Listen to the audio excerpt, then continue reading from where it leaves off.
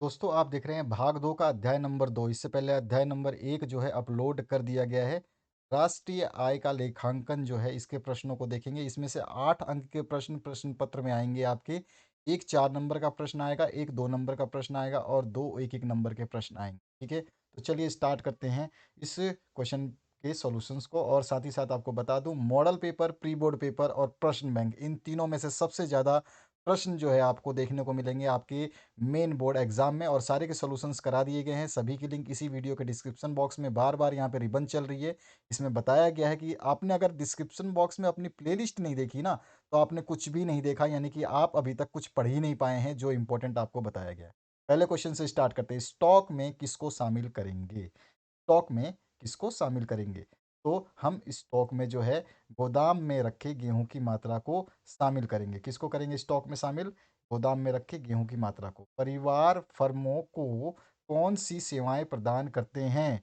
परिवार फर्मों को कौन सी जो है सेवाएं प्रदान करते हैं? तो परिवार जो है श्रम की सेवाएं प्रदान करते हैं फर्मों। के बाद जो थर्ड क्वेश्चन है, निम्न में मध्यवर्ती वस्तु है। तो निम्न में मध्यवर्ती वस्तु जो है वो है होगी आपकी लकड़ी। क्या हो गया? मध्यवर्ती वस्तु जो है ये क्या है? लकड़ी। के बाद में एक देश की भौगोलिक सीमाओं में एक वर्ष में उत्पादित सभी वस्तुओं एवं सेवाओं के मूल्य का योग जो है वो क्या कहलाता है? तो सभी को पता होगा, सकल घरेलू उत्पाद, ग्रॉस डोमेस्टिक प्रोडक्ट। तो पांचवा है, सकल घरेलू उत्पाद की गणना जब वर्तमान कीमतों के आधार पर की जाती है तो क्या कहलाती है? तो वो कहलाती है जीडीपी, यानी मौद्रिक। ठीक है ना? के बाद में नेक्स्ट जो क्वेश्चन है इसमें क्या पूछा गया है? मौद्रिक जीडीपी कहलाती है, वास्तविक जीडीपी नहीं, मौद्रिक जीडीपी। ठीक है? अगला जो छठा क्वेश्चन है इसमें पूछा गया आपसे, उत्पादन मूल्य की गणना करते समय मूल्य लिया जाता है तो अंतिम वस्तु का मूल्य लिया जाता है। का अंतिम वस्तु का मूल्य लिया जाता है। ये ध्यान रखना है आपको। अगले क्वेश्चन, रिक्त स्थानों की पूर्तियां करेंगे हम।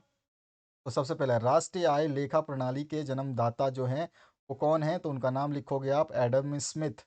इसके बाद में उपभोक्ता वस्तुएं खालिस्तान उत्पाद होती हैं। उपभोक्ता वस्तुएं खालिस्तान उत्पाद होती हैं। तो उपभोक्ता वस्तुएं कौन सी उत्पाद होती हैं? अंतिम उत्पाद होती हैं। कौन सी होती हैं? अंतिम उत्पाद लिखोगे आप यहाँ पे। यहाँ पे है उपहार खालिस्तान आय है। तो उपहार जो है ये कैसी है? दोहरी आय है। एक तो आपका पैसा और दूसरा उपहार, तो दोहरी आय है।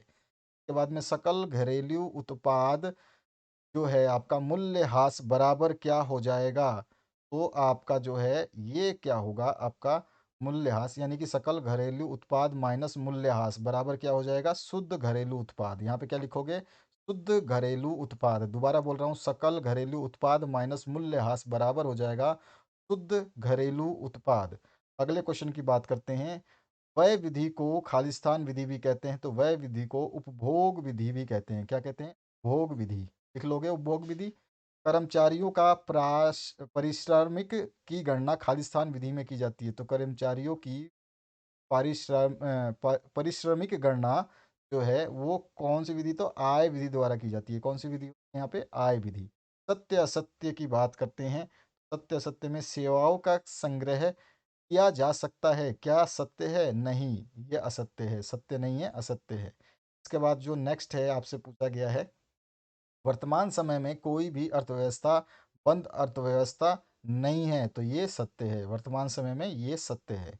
तीसरा है, लॉटरी से प्राप्त आय राष्ट्रीय आय का हिस्सा होती है। तो ये बिल्कुल असत्य है। इसके बाद में नेक्स्ट जो क्वेश्चन है, आर्थिक व अनार्थिक कल्याण में भेद करना कठिन है। तो ये आपका जो है बिल्कुल सत्य है। आर्थिक और अनार्थिक कल्याण में भेद करना मुश्किल है, असत्य है। उसके बाद सॉरी, सत्य है।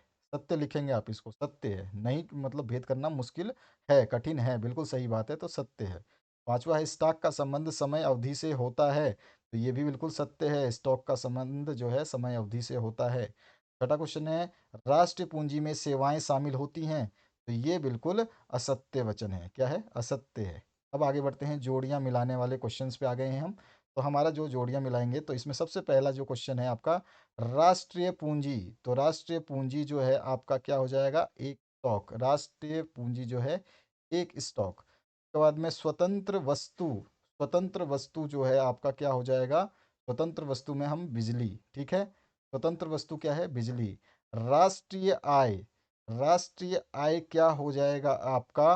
तो राष्ट्रीय आय हो जाएगा एक प्रवाह। ठीक है, उसके बाद में आपका खुली अर्थव्यवस्था जो है, आपका खुली अर्थव्यवस्था इसमें हो जाएगा शेष विश्व से आर्थिक लेन देन।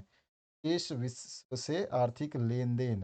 पूंजीगत वस्तु, पूंजीगत वस्तु जो है हम बनाएंगे पूंजी उपयोग, पूंजी उपयोग। ठीक है, और मूल्यह्रास जो है हम इसको बताएंगे, तो मूल्यह्रास हो जाएगा हमारा जो है, इसमें आएगा प्रवाह। मूल्यह्रास जो है ये प्रवाह में आ जाएगा। तो इस तरह से ये हमारे क्वेश्चंस के आंसर्स हो गए। ठीक है, तो यहाँ पर हमने मैच कर लिए। अगले क्वेश्चन की तरफ बढ़ते हैं। एक शब्द या एक वाक्य में हमें जो है उत्तरों को देना है। तो सबसे पहला है, समय के विशेष बिंदु पर मापी गई मात्रा को कहते हैं। तो हम इसको कहते हैं स्टॉक। क्या कहते हैं? स्टॉक। स्टॉक लिख लोगे आप। ठीक है, चलिए आगे बढ़ते हैं नेक्स्ट क्वेश्चन की तरफ। नेक्स्ट जो क्वेश्चन है इसमें पूछा गया है, घिसावट व्यय का एक अन्य नाम क्या है? तो घिसावट व्यय का अन्य नाम है हास। हास। ठीक है, इसके बाद में नेक्स्ट जो क्वेश्चन है, हास जैसे मूल्यह्रास लिखते हैं ना, वो वाला हास। ये वाला खाली हास नहीं, मूल्यह्रास वाला, मूल्य हटा दो, हास बचेगा, वही हास। इसके बाद में जीडीपी का पूरा नाम लिखो, तो सभी को पता है, ग्रोस डोमेस्टिक प्रोडक्ट या सकल घरेलू उत्पाद। उसके बाद में नेक्स्ट जो क्वेश्चन है इसमें पूछा गया, किसी देश में राष्ट्रीय आय की गणना सामान्य कितने वर्ष के लिए की जाती है? तो लगभग 10 वर्ष। यहाँ पे कितना लिखोगे? 10 वर्ष के लिए। कृषि को किस क्षेत्र में शामिल किया गया है? तो सभी को पता है, कृषि जो है प्राथमिक क्रियाओं में शामिल है, तो प्राथमिक क्षेत्र में शामिल हो जाएगा। उत्पाद विधि का एक अन्य नाम जो है उसको हम क्या बोलते हैं? तो उसको हम मूल्य मूल्य वृद्धि बोलते हैं। क्या बोलते हैं? मूल्य वृद्धि। ठीक है, तो मूल्य वृद्धि जो है इसका नाम हो जाएगा। अब आपके जो 2 नंबर के क्वेश्चन आएंगे उनमें ये इंपॉर्टेंट क्वेश्चन है जिनको आपको तैयार करने हैं। तो इन सभी को आप तैयार कर सकते हैं। राष्ट्रीय आय का जो है आपको बताना है, जो कि राष्ट्रीय आय को हम राष्ट्रीय लाभांश के नाम से भी जानते हैं। कभी कभी पूछता है राष्ट्रीय आय को किस नाम से जानते हैं? तो राष्ट्रीय आय को हम राष्ट्रीय लाभांश के नाम से भी जानते हैं। ठीक है, और राष्ट्रीय आय एक प्रवाह है जो कि आप डिफाइन करोगे तो आप सब कुछ लिख। प्रति प्रति व्यक्ति आय जो है वो क्या होता है? तो आपको पता ही है, राष्ट्रीय आय जो है होती है उसमें जनसंख्या का भाग दिया जाता है, तो प्रति व्यक्ति आय निकल जाता है। इसी तरह से आपको पता है, जो आपका जीडीपी है वो किसे कहते हैं, ये भी आपको पता है अच्छी तरह से। ठीक है, तो यहाँ पर जीडीपी जो है आप बता सकते हैं। इस तरह से अंतिम तथा मध्यवर्ती वस्तुएं किसे कहते हैं, ये भी आप जानते हैं। तो आप इनको भी लिख सकते हो आसानी से आंसर में।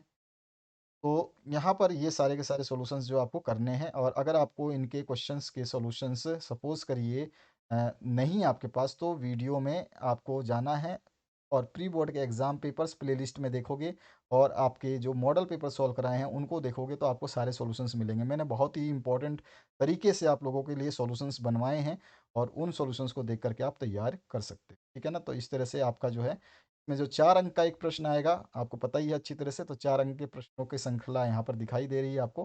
तो यहाँ पर पहला प्रश्न जो है ये आ सकता है। इसी तरह से आपका एनडीएमपी की गणना करनी है, तो ये भी आ सकता है। इस तरह से ये क्वेश्चंस को आप तैयार करेंगे। मैंने बहुत सारे क्वेश्चंस आपको तैयार कराए हैं, उनको आप ज़रूर देखिए। प्री बोर्ड के एग्ज़ाम पेपर ज़रूर सॉल्व करिए, क्योंकि मैंने एक जो मॉडल पेपर है उसमें अथवा पार्ट भी करा है, और जो क्वेश्चंस आपको कहीं नहीं मिले हैं वो क्वेश्चंस मैंने कराए हैं। तो ज़रूर उनको देखिए, शेयर करना भूलना नहीं है। आपके दोस्तों की मदद ज़रूर करें आप। तो आशा करता हूँ इस वीडियो से हेल्प मिलेगी आप लोगों को। नेक्स्ट वीडियो में हम जो है आगे के क्वेश्चंस देखेंगे, ताकि आप लोगों की तैयारी फटाफट हो पाए। Thank you very much, have a good day.